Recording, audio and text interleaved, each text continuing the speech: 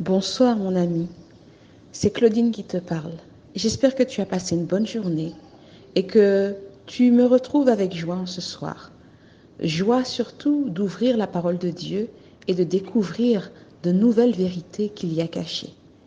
Avant de commencer à ouvrir cette parole, je t'invite à incliner la tête et à prier l'Éternel avec moi.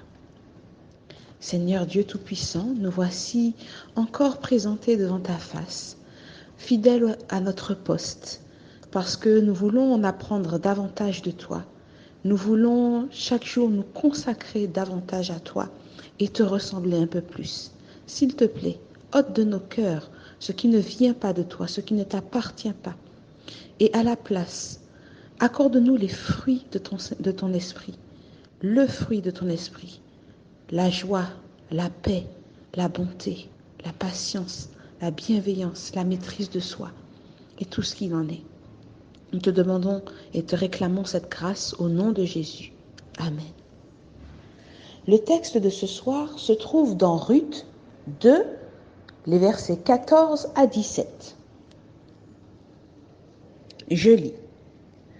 Au moment du repas, Boaz dit à Ruth, « Approche, mange du pain et trempe ton morceau dans le vinaigre. » Elle s'assit à côté des moissonneurs. On lui donna du grain rôti, elle mangea et se rassasia, et elle garda le reste. Puis elle se leva pour glaner. Boaz donna cet ordre à ses serviteurs, qu'elle glane aussi entre les gerbes, et ne l'inquiétez pas. Et même, vous ôterez pour elle des gerbes quelques épis, que vous la laisserez glaner sans lui faire de reproche. Elle glana dans le champ jusqu'au soir, et elle bâtit ce qu'elle avait glané. Nous repartons donc à la découverte des vérités précieusement gardées dans le livre de Ruth.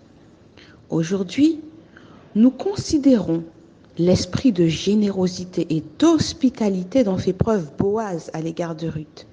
Il l'invite à partager le repas donné à ses moissonneurs. Je ne reviendrai pas non plus sur la bonté dont il fait preuve et les égards qu'il a envers cette femme en demandant à ses moissonneurs de lui faciliter la tâche.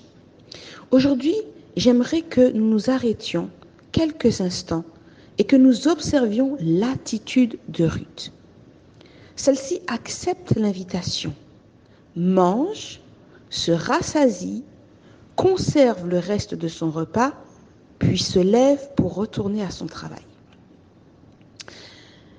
Il se dégage de nombreux principes de vie dans ces quelques mots, que je ne pourrai pas décortiquer en profondeur et en totalité ici ce soir. Mais la Bible nous offre une leçon d'éducation. Premièrement, Ruth mange et se rassasie.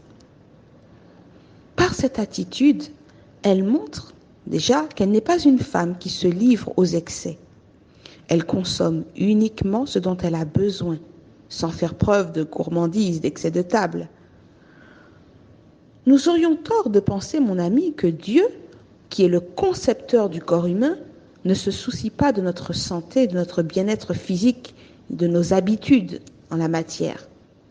Si Dieu est le grand médecin, capable de miracles, de guérison et même de victoire sur la mort, n'oublions pas qu'il s'attache donc également à nous voir respecter les règles de santé qu'il a définies lui-même.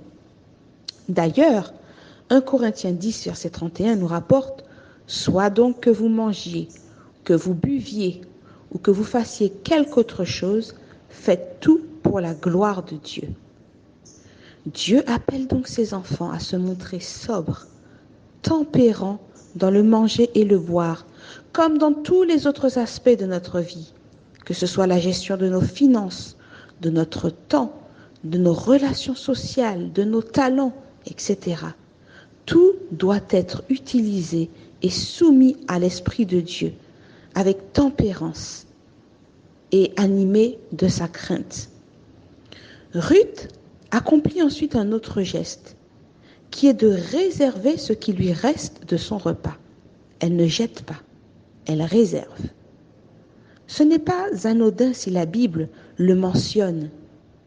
D'ailleurs, la Bible a aussi relevé dans Jean 6, verset 12, au moment du miracle de la multiplication des pains par Jésus. Voici ce que nous dit le texte, Jean 6, verset 12. Lorsqu'ils furent rassasiés, il dit à ses disciples, le « il » dont il est question là, c'est Jésus, « Ramassez les morceaux qui restent afin que rien ne se perde. » Ils les ramassèrent donc et remplirent 12 paniers avec les morceaux qui restèrent des 5 pains d'orge après que tous eurent mangé. Le pain, mon ami, a aussi une valeur symbolique dans la Bible, puisqu'il représente la parole de Dieu.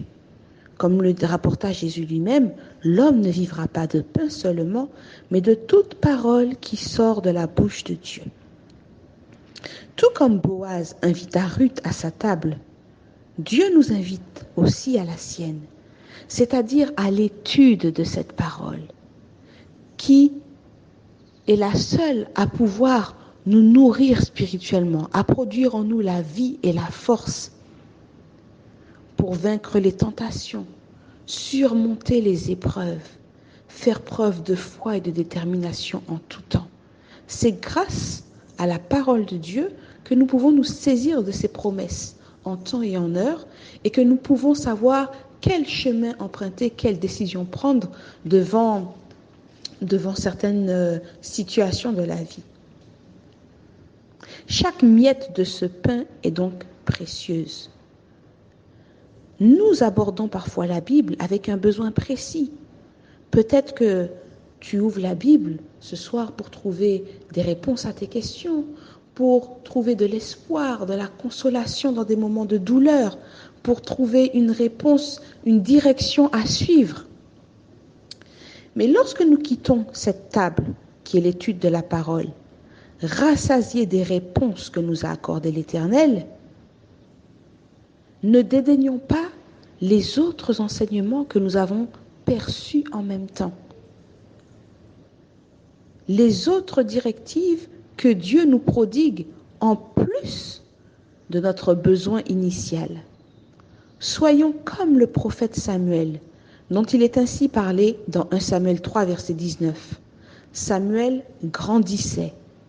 L'Éternel était avec lui et il ne laissa tomber à terre aucune de ses paroles.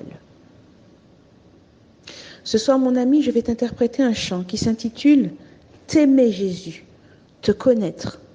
Parce que l'objectif que nous poursuivons lorsque nous sondons la Bible, eh bien, c'est vraiment de connaître Jésus et que son amour pour nous suscite en nous un amour profond pour lui.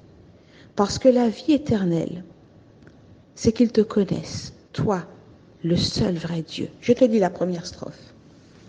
T'aimer Jésus, te connaître, se reposer sur ton sein, t'avoir pour son roi, son maître, pour son breuvage et son pain. Savourer en paix ta grâce, de ta mort, puissant sauveur, goûter la sainte efficace, quelle ineffable douceur.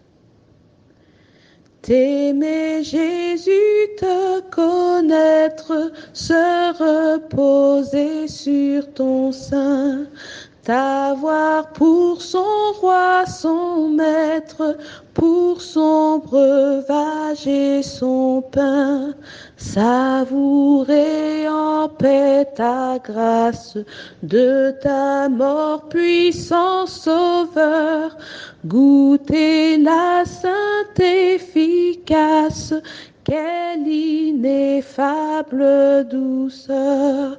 Ô bonheur inexprimable, j'ai l'Éternel pour berger, toujours tendre et secourable, son cœur ne saurait changer.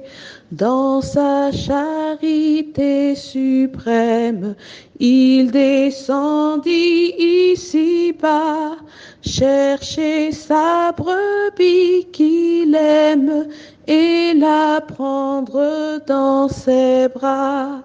Il donna pour moi sa vie, Il me connaît par mon nom. À sa table, il me convie. J'ai ma place en sa maison. Il veut bien de ma faiblesse, de tous mes maux s'enquérir. Qu'il est bon, il veut sans cesse me pardonner, me guérir. Mon ami, je souhaite que tu répondes à cette invitation de t'approcher de la table de Dieu chaque jour pour être nourri de sa parole. N'oublie pas, ne laisse tomber à terre aucune de ses paroles. Bonne soirée, mon ami.